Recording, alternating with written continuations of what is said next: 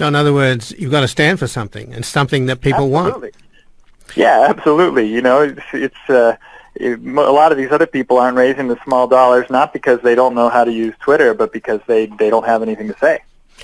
Well, this is not exactly rocket science, and it's certainly nothing new. We've had social democracy in many other European countries for decades and decades, and the simple premise of social democracy is that you vote for your representatives to be good stewards of your tax monies and provide you with social services.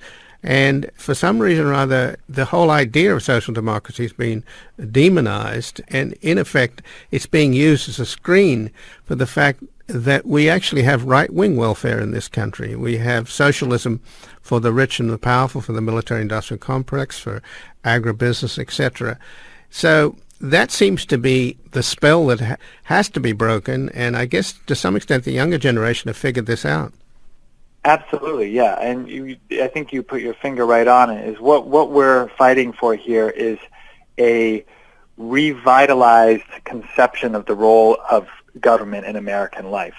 It's the idea that government is actually the organized will of the people at its best, and an active government acting in the will of the people is the only thing that can prevent against the abuses of these massive multinational corporations who are accountable to nothing except the profit motive.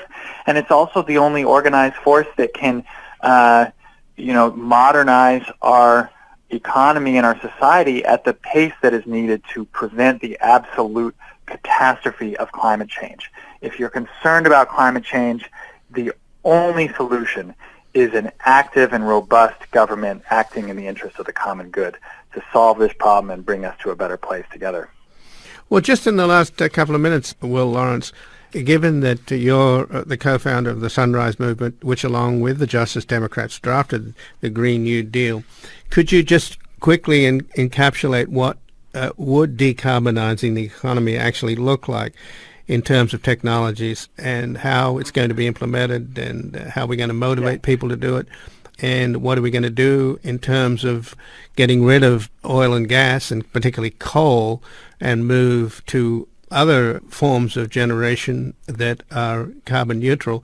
And also, of course, I guess, what do you do about nuclear power? Yeah, so I have to clarify that we didn't draft, Sunrise did not draft the resolution. The resolution was drafted by Alexandria Ocasio-Cortez and Ed Markey. We were consulted on it, but along with many other organizations. However, we have clearly been enthusiastically backing it. But our main role is in organizing young people and building the public support rather than in the details of policy formation. But even so, the outlines of the Green New Deal are that we need to eliminate greenhouse gas emissions from the economy as soon as possible. That means specifically overhauling our energy system to move away from polluting fuels and towards wind and solar.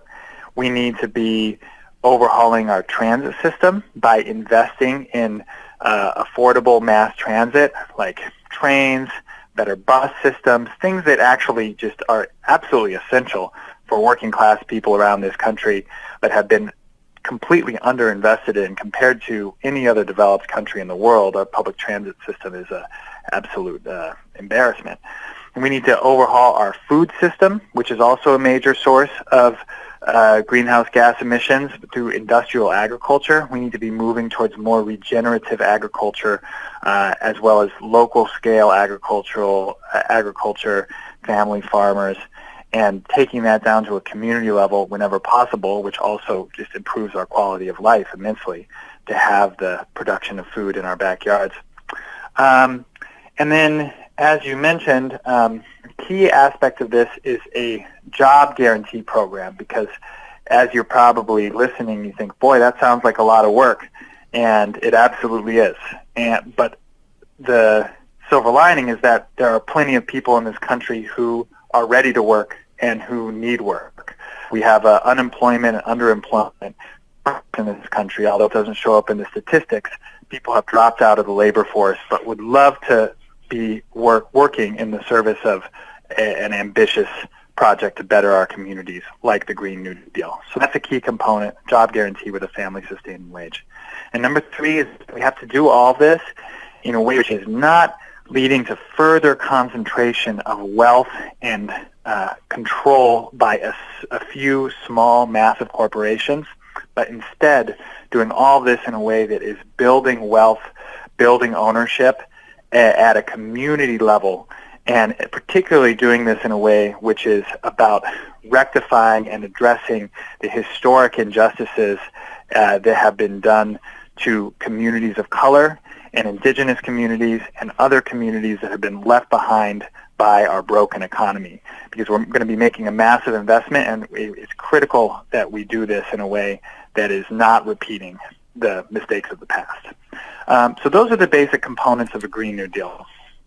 And in terms of nuclear power, does it have a place in the Green New Deal?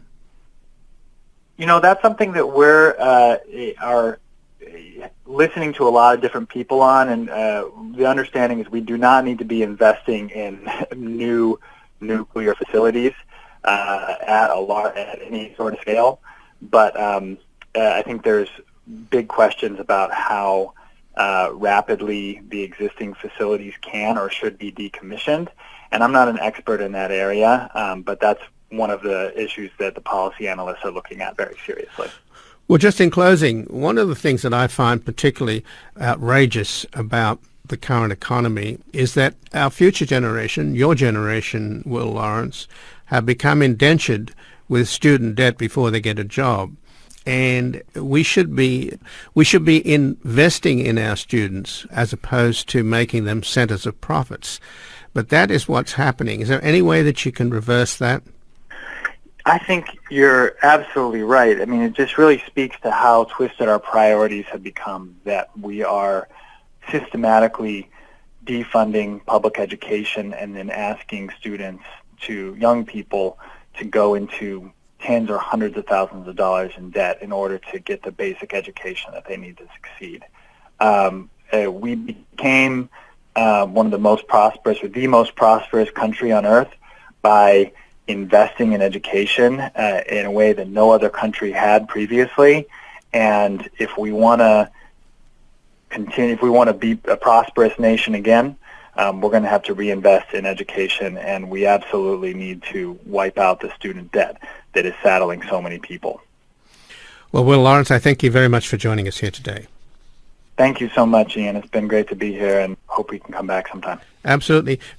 And again, I've been speaking with William Lawrence, who's an environmental activist and the co-founder of the Sunrise Movement, which, along with Justice Dem